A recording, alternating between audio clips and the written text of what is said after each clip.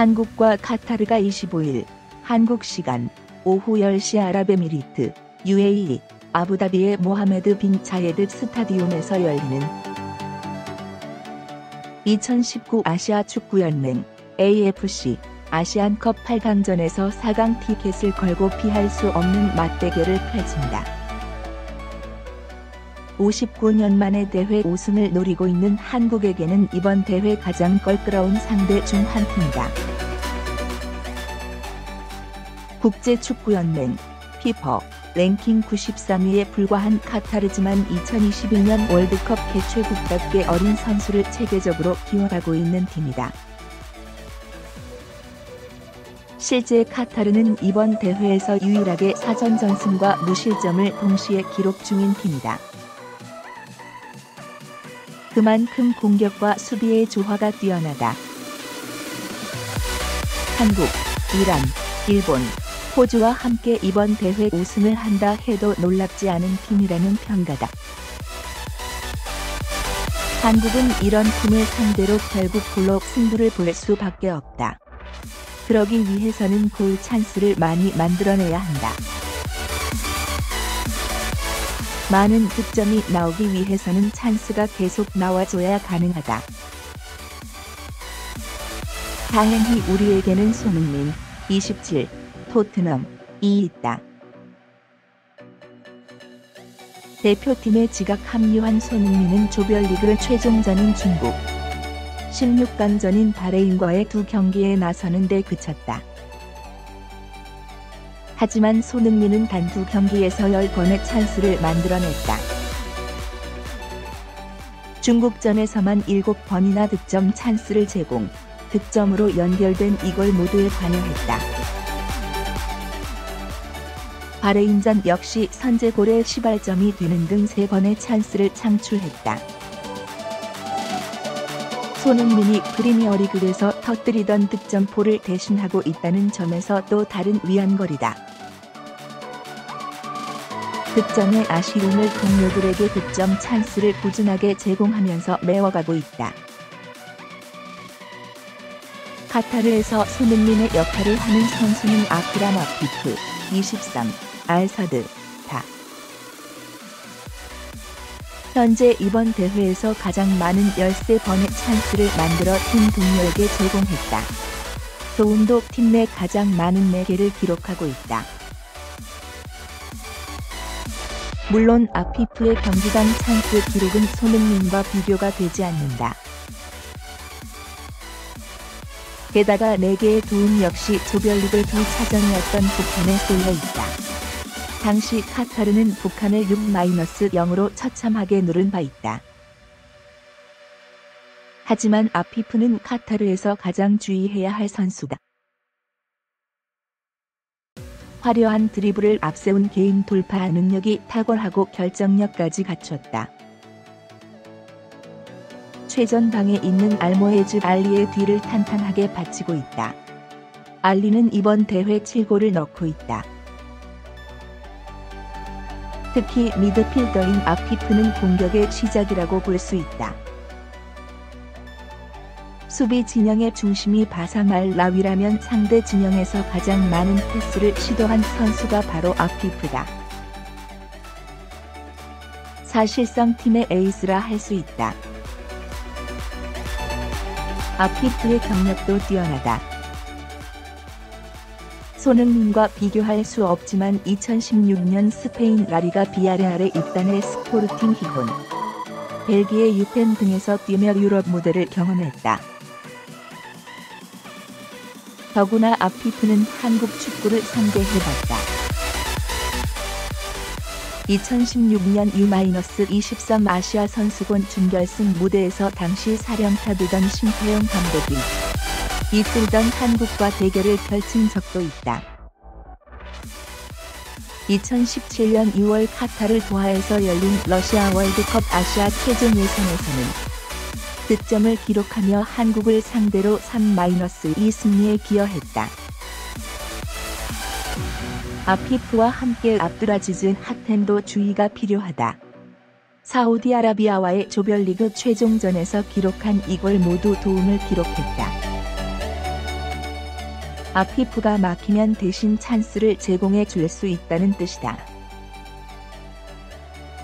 물론 카타르에는 2017년 한국과의 대결에 출전한 선수가 10명 가까이 된다. 다행히 위안거리도 있다. 카타르는 이라크와의 16강전에서 일부 주전들을 잃었다. 미드필더 아신 마디보와 측면 수비수 압델카림 하산이 경고. 누적으로 한국과의 8강전에 뛸 수 있게 된 것이다. 여기에 북한전을 제외하면 가공할 공격력은 보여주지 못하고 있다. 16강전이었던 이라크전에서도 득점 후 시종 수수에 몰리며 교전을 펼쳤다.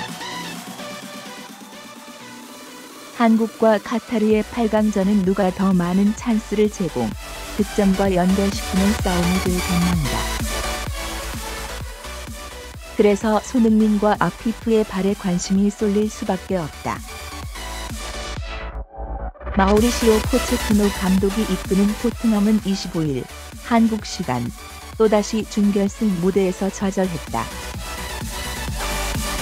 첼시와 2018-2019 시즌 카라바오컵, 잉글랜드 리그컵 준결승 두 차전서 승부차기 끝에 2-4로 패했다. 설상가상 부상 악재까지 겹쳤다. 이날 선발로 나선 좌측 풀백 벤 데이비스가 부상으로 전반 33분 만에 그라운드를 나오며 해리 케인, 델리 알리, 손흥민 등에 이어 6번째 이탈자가 됐다. 세종체 부상을 입지 않는 손흥민의 강철 몸이 새삼 부각됐다.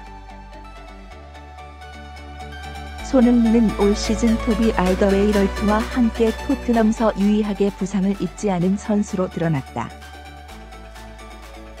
영국 타임즈는 손흥민과 알더웨이럴트는 토트넘을 지지하고 있는 마지막 사람들이라며 엄지를 치켜 세웠다. 매체는 데이비스가 다리를 절며 아웃될 손흥민과 알더웨이럴트가 올 시즌 유의하게 부상을 입지 않은 토트넘 선수들이라며 토트넘은 올 시즌 총 36번의 부상이 있었다고 설명했다. 토트넘은 올 시즌 부상 악명에 시달리고 있다. 간판 스타인 케인과 알리는 부상으로 3월 초까지 출전하지 못한다. 중원 핵심 자원인 무사 시스코도 아프다. 비토르 와냐마도 오랫동안 부상자 리스트에 있다. 위고 요리스, 기에론 트리피어, 얀 베르통원, 데니 로즈, 다빈손 산체스,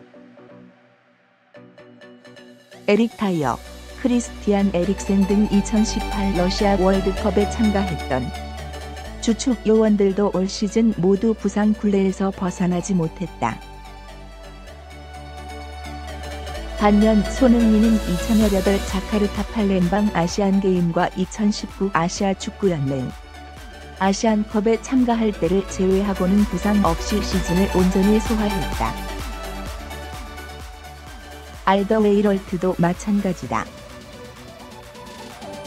시즌 초 맨체스터 유나이티드 이적설로 자리를 비운 것을 제외하곤 굳건히 토트넘의 뒷마당을 지키고 있다.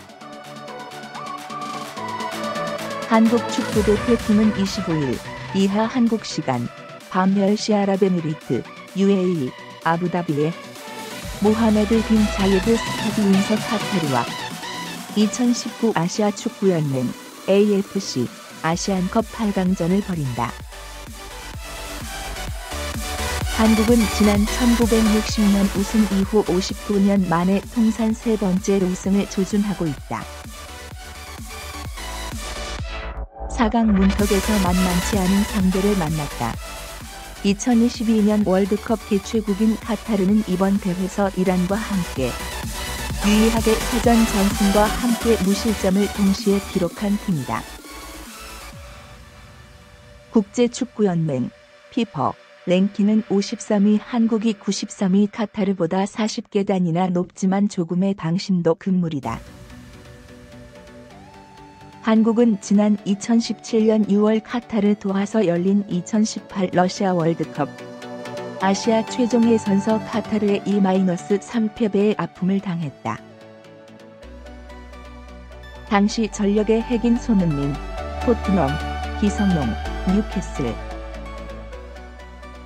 이재성, 홀슈타인길, 황의찬, 함부르크 등이 선발로 나섰지만 도하 참사를 막지 못했다. 한국은 2016년 10월 안방서도 1-2로 뒤지다 간신히 3-2로 역전승했을 만큼 카타르는 힘겨운 상대다. 내 연승 동안 무실점한 카타르를 정규시간 90분 안에 제압하려면 골이 필요하다.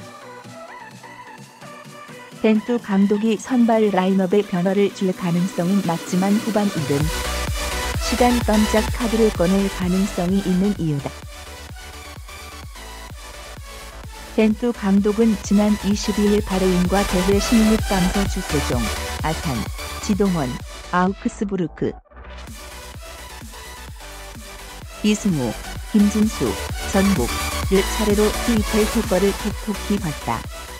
김진수는 연장 전반 추가 시간 헤딩 결승골로 화답했다. 이승우는 공격의 활기를 불어넣으며 제 몫을 다했다. 특히 중국전 물병 논란으로 도마에 올랐던 이승우의 발끝에 기대가 모아진다. 이승우는 바레인전서 이번 대회 처음으로 그라운드를 밟은 뒤 매 경기 출전하고 싶은 열정이 강했기에 성숙하지 못한 행동을 했다면서 팀에 조금이라도 피해가 됐다면 죄송하다며 고개를 숙였다. 이승우는 바레인전 후반 44분에 투입돼 연장 전후반 30분을 모두 소화했다. 30분 남짓한 짧은 시간이었지만 번뜩이는 개인기와 두 차례 중거리 슈팅으로 공격의 윤활유 역을 했다. 벤투 감독이 다시 한번 이승우 카드를 꺼내들며 믿음을 보낼지 이목이 쏠린다.